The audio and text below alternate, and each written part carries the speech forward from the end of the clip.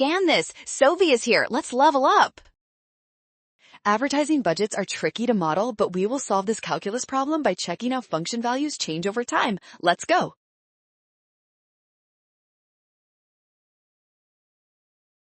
First, we know the budget is increasing every single year, which means the values in our table must go up as time passes. If any value drops, eliminate that option immediately.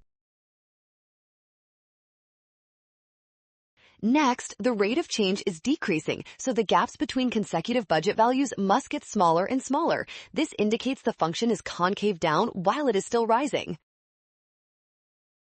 In option D, the first jump is 8,000, then 6,000, then 4,000. This matches our decreasing rate of change.